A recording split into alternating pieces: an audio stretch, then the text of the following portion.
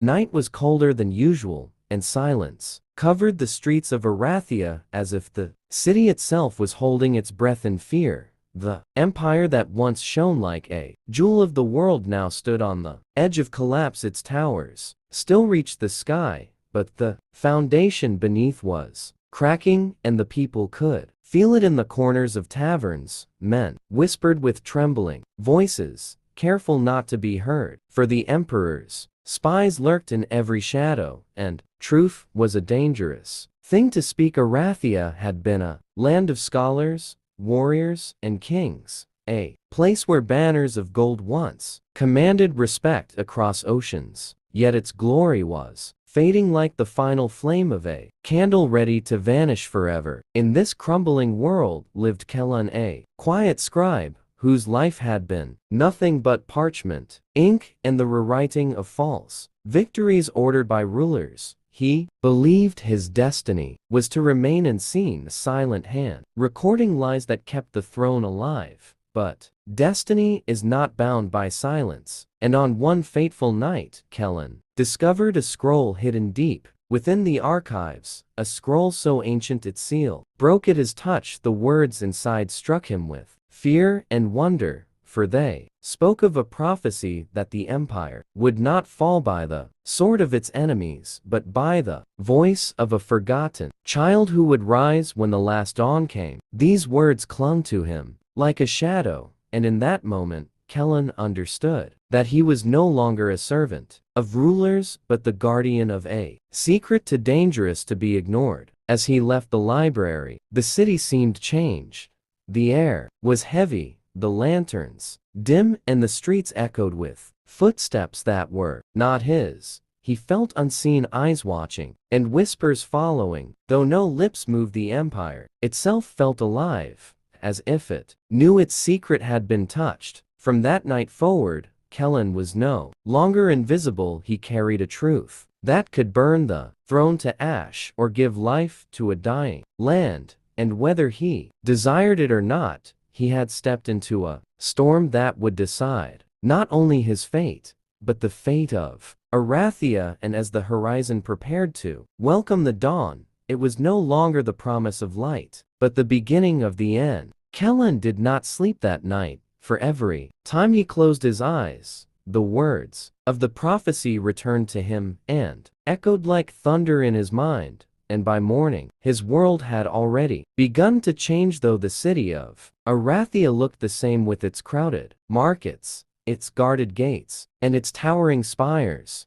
it no longer felt like the place he had known all his life. The whispers in the streets seemed sharper, the glances of strangers colder, and even the air carried a weight that pressed against his chest, as if warning him that his discovery had not gone unnoticed. He returned to the archives in the hope of convincing himself that the scroll was a dream, a trick of fatigue or madness. But the shelf where he had found it now stood empty, and the dust upon the floor showed the faint outline of boots, as though someone else had been there before him.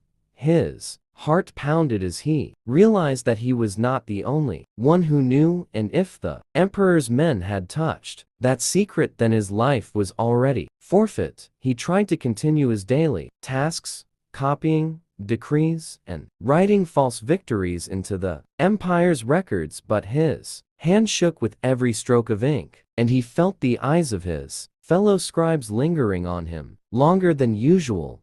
One of them, quiet woman named Lyra, who had always kept to herself, approached him that evening, her voice little more than a whisper as she said that the walls of the palace were thinner than he thought, and that secrets traveled faster than wind. She warned him that the scroll he had touched belonged to a forbidden collection hidden even from the Council of Lords, and that the emperor himself feared its words. Kellan wanted to deny it, to turn away and bury himself again in silence. But when Lyra's eyes met his, he saw in them the same burden he carried, and understood that she, too, was bound to the prophecy. Together, they left the palace under the cloak of night, slipping through alleys where the lanterns burned low, and the guards were half asleep. Yet still Kellan felt the pull of shadows following them, and every step was a battle against fear.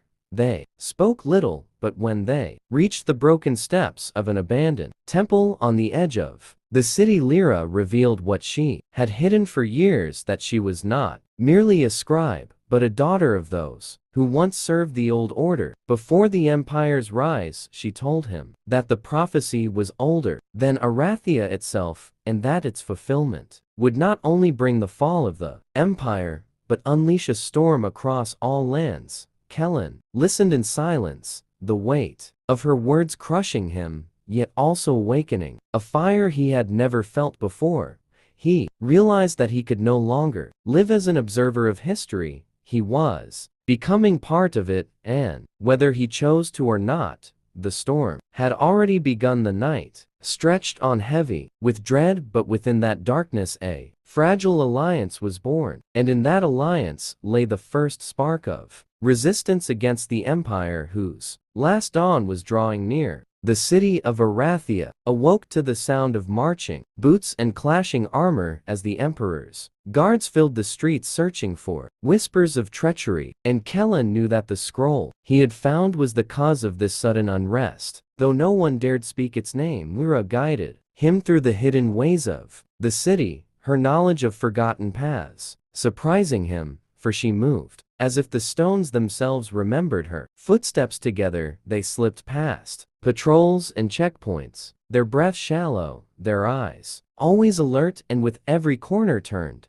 Kellen felt the invisible net of the Empire tightening around them. The abandoned temple where they had spoken the night before no longer felt safe, so they ventured further toward the outskirts, where the broken walls of the old city lay in ruins, half buried beneath weeds and time. Lyra revealed to Kellen the truth of her lineage, that she was the granddaughter of a counselor who had once stood against the Emperor before the throne, drowned all opposition in fire, and she had been raised in secret among scribes to hide her bloodline. She told him that the prophecy spoke not only of the fall of Arathia, but also of a voice that would awaken when the last dawn arrived, a voice that could command loyalty greater than armies and break chains heavier than iron. Kellen listened with disbelief, yet in his heart he knew the weight of the scroll's words had already marked him for something greater than the ink and parchment of his old life. They found shelter in the ruins of a collapsed tower where the wind whispered through the stones like the voices of the dead, and there they planned their next move, knowing that remaining in the city would bring death before answers. Lyra suggested they seek the Oracle of Vera, an exile who had once been the Emperor's seer, but who had vanished beyond the mountains years ago. Some said she was mad, others swore she still saw the threads of destiny weaving through the world, and Kellen felt both fear and hope at the thought of meeting such a figure.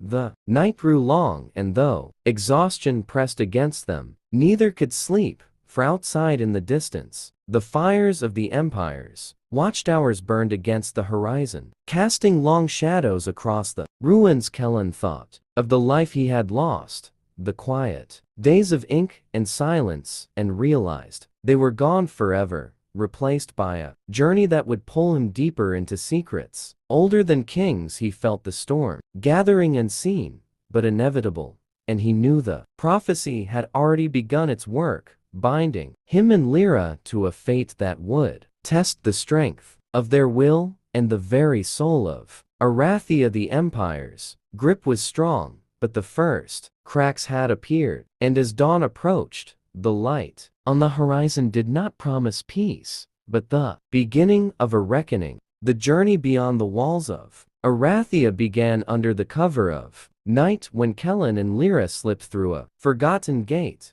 half buried in vines and stone passage that had not been walked for decades. The road was broken, the fields around them stripped bare by years of imperial taxes, and the villages silent with the fear of soldiers who passed, often enough to leave scars, but rarely enough to give hope. The Empire looked strong from its shining towers, but here in the outer lands its weakness was written across the hollow eyes of starving children, and the crumbling walls of homes abandoned to ruin. Kellan felt the weight of guilt pressing on him, for he had recorded decrees that drained these people's lives into the coffers of the throne, and now he walked among the victims of his own silent pen. Lyra moved with quiet determination, her gaze sharp, as if every ruin, every broken stone reminded her of what had been stolen from her bloodline. She spoke little, but Kellan sensed the fire within her, burning stronger with every step toward freedom. After days of travel, they reached the foothills of the Varen Mountains, their peaks lost in mist, and stories whispered of wolves that walked like men and voices in the wind that drove travelers to madness. The climb was harsh, the path narrow, and the stones loose beneath their feet, yet something unseen guided them onward, as if the prophecy itself was pulling them toward the heart of the storm. In the thin air, Kellan's thoughts grew heavy, and often he doubted the wisdom of their quest, for the Oracle of Vera was said to demand a price for every truth she revealed. Lyra, however, showed no fear, her resolve hardened by years of secrecy and the burden of her heritage. At night, when the fire burned low, Kellan dreamed of shadows moving across the Empire's towers, of voices crying from the ruins, and of a dawn that bled red across the sky. Each morning, he woke with the taste of ash on his tongue and the certainty that the prophecy was alive inside him and would not let him go. On the seventh day, they came upon a cave hidden behind a curtain of falling water, and though it seemed like any other, Lyra told him this was the place the exiled seer had chosen as her refuge. They entered, with hearts pounding the air, damp and heavy, and deep within they found her not as a withered hermit, but as a woman whose eyes glowed with a light that seemed older than the mountains themselves. She spoke before they could utter a word, saying that she had been waiting for them since the moment Kellan touched the scroll in the archives. Her voice was neither kind nor cruel, but carried the weight of inevitability, and in that instant, Kellan understood that their journey was no longer a choice, but a path carved by fate itself. The Oracle told them the Empire's last dawn was closer than they imagined, and that both of them would stand at its center, whether they desired it or not. The cave where the Oracle of Vera dwelled was shrouded in an unsettling silence that seemed alive, as if the stones themselves were listening to every breath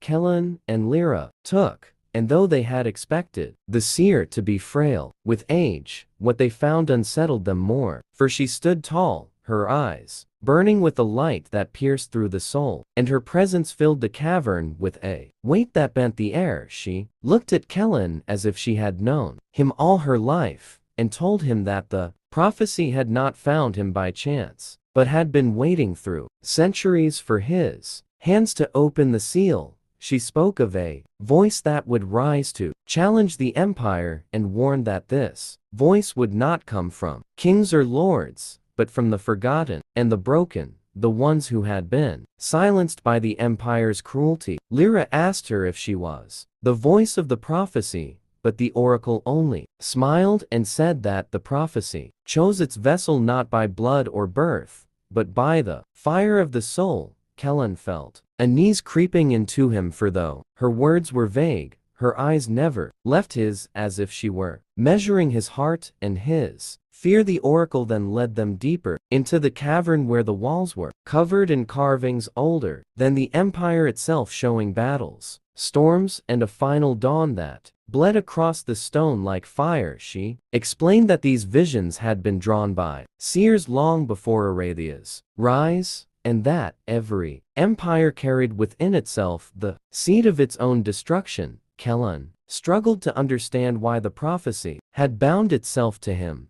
a man with no sword, no crown, and no army. But the Oracle told him that empires fall not by might, but by the courage to speak a truth that no blade can silence. Her words lingered like a flame in the darkness, both terrifying and impossible to ignore. Lyra pressed her for answers, asking how they could fight against the emperor, whose reach stretched across lands and seas. But the oracle only replied that the empire's greatest weakness was the silence it had forced upon its people, and that when silence breaks, walls crumble. She gave them a shard of crystal, glowing faintly with light, and said that it would guide them to those who waited in secret to rise against the throne, but warned that betrayal would walk beside them at every step as they left the cave. Kellen felt the weight of the crystal in his hand, and with it, the crushing knowledge that their journey was only beginning. Outside, the mountains loomed high,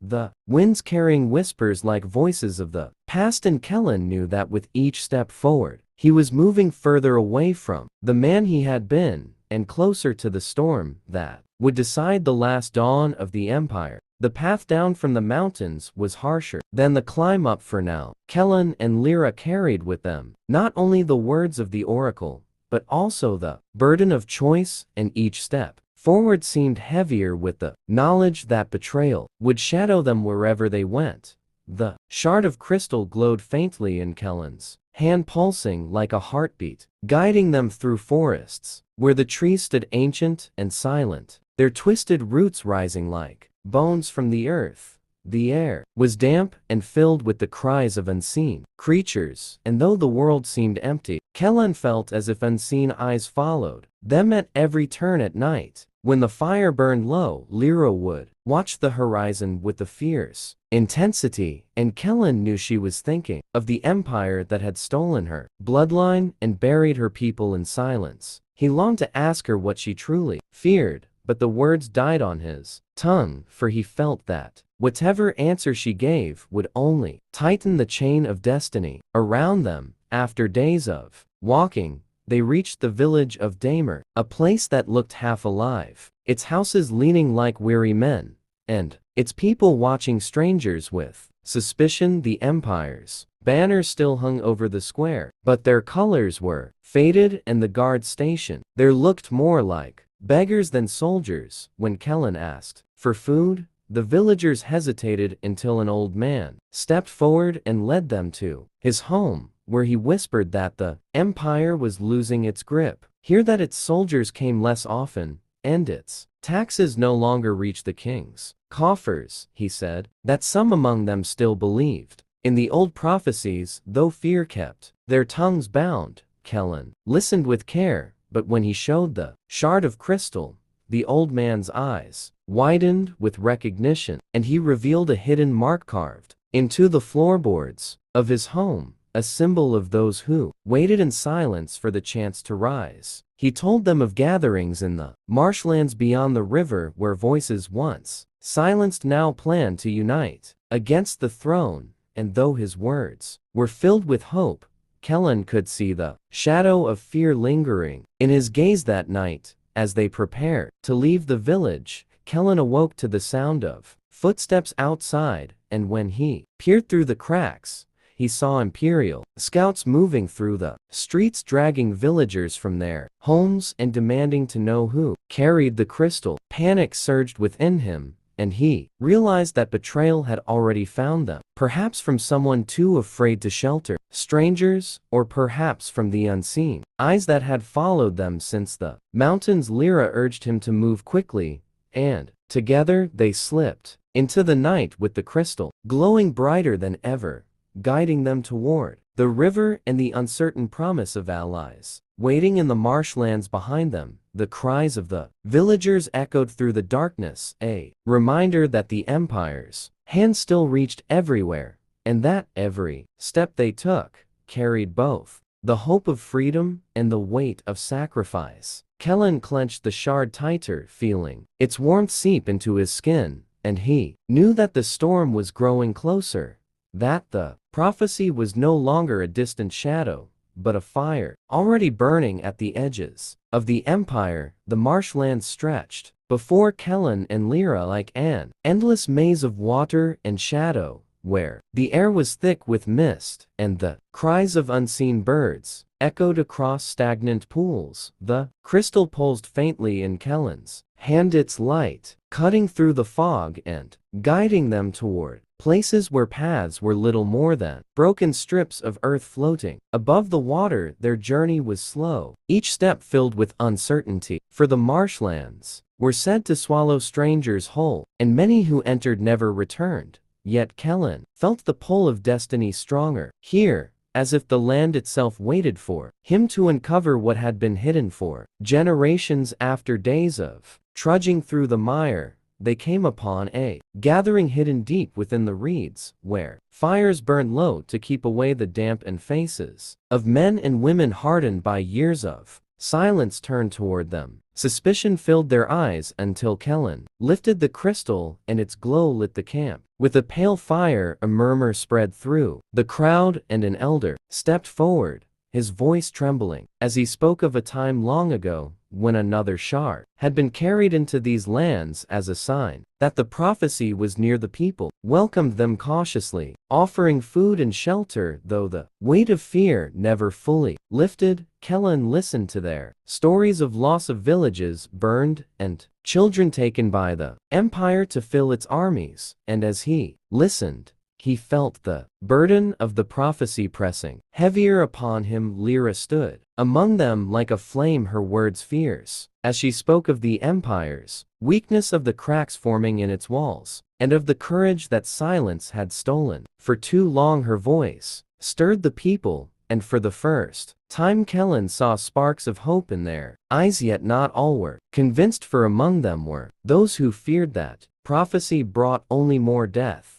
and they whispered doubts in the shadows that perhaps Kellen was no savior but a curse. When night fell, Kellen walked to the edge of the marsh where the moon shone faintly on the black water, and wondered if he was truly meant to bear the weight of these hopes, or if he was only a scribe lost in a tale larger than himself. Lyra joined him, placing a hand on his shoulder, and told him that doubt was not weakness, but the fire that forged strength. Her words steadied him, but before dawn the camp was shaken by distant horns and the sound of soldiers moving through the marsh. The empire had found them, and panic spread like fire through the reeds. The elder urged Kellen to flee with the crystal, for its light was more important than any single life. Kellen hesitated, torn between staying to fight and carrying the hope that others placed upon him. But Lyra's grip on his arm reminded him of the prophecy and the storm yet to come. Together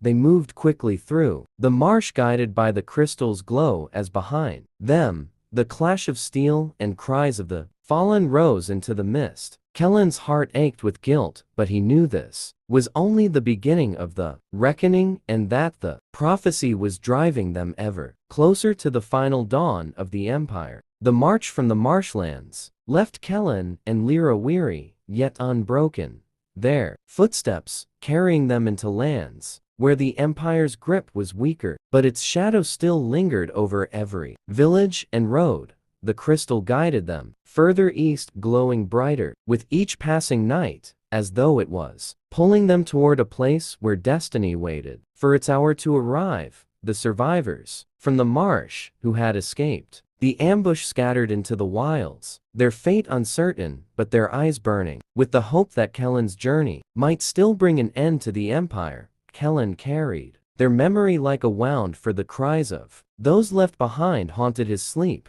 and in every face he passed, he saw the cost of the prophecy. Their path led them through forests where ancient stones jutted from the ground like broken teeth, and strange symbols were carved into their surfaces, hinting at civilizations older than Arathia itself. Lyra believed these ruins were part of the prophecy's roots, and she urged Kellen to study them, though his heart was heavy with doubt, for he still wondered why fate had chosen him, a man of ink and parchment, instead of warriors or kings. Yet as the days turned into weeks, the crystal's light grew warmer, and Kellen began to feel its rhythm beat in time with his own heart, filling him with a strange fire that pushed aside his hesitation. They reached a valley where scattered bands of rebels had taken shelter, men and women who had lost everything to the empire, and yet still carried swords and hope.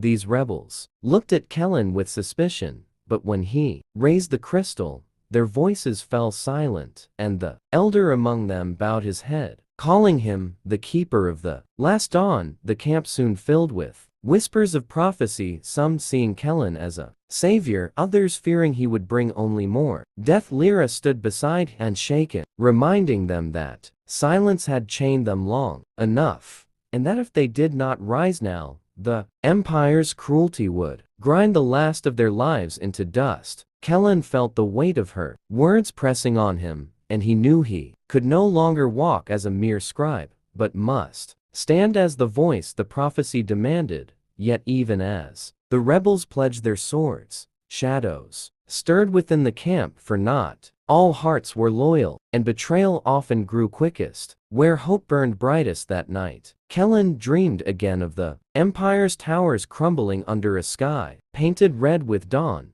and he woke with the certainty that the prophecy was moving faster than he could control. The crystal pulsed brighter than ever, casting its glow across the camp, and in its light Kellen saw not just the faces of rebels, but the reflection of a storm that would soon sweep across the Empire, consuming everything in its path, whether he wished it or not. The final chapters of Arathia had already begun to be written, and his hand was now the one holding the pen of fate. The rebel camp that had once seemed a fragile spark of hope now burned with the restless energy of an army waiting for the storm. As Kellen walked among them, feeling the weight of every eye that turned toward him, some filled with trust, others clouded with doubt, and all of them searching for a sign that the prophecy was real. The crystal at his side pulsed brighter with each passing night, as though the earth itself was urging him onward,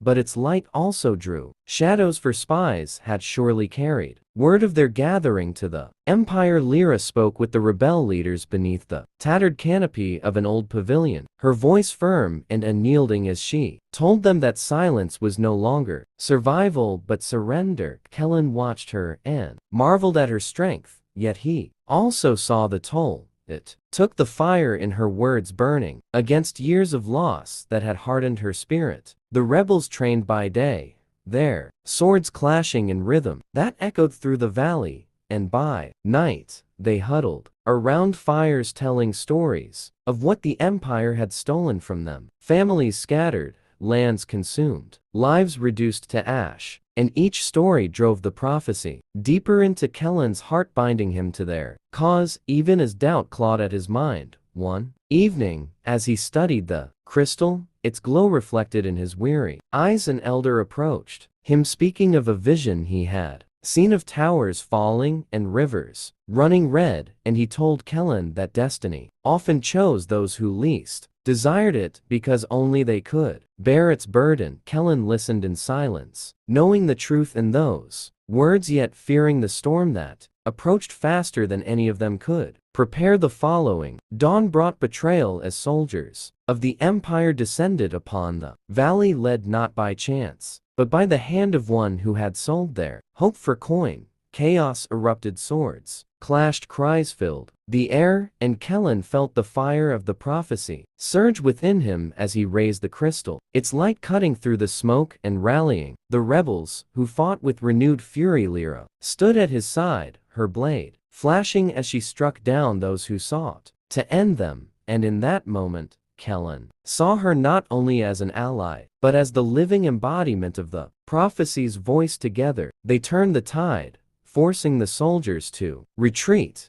But the victory was bitter, for many lay dead, and the camp lay in ruin. The rebels looked to Kellen with eyes filled with both grief and hope, and he realized there was no turning back. The prophecy had bound him to this war, and the Empire would not rest until he was silenced. That night, as they buried the fallen, Kellen stood alone, staring at the horizon where the Empire's banners still ruled, and he felt the weight of every life lost pressing on his soul.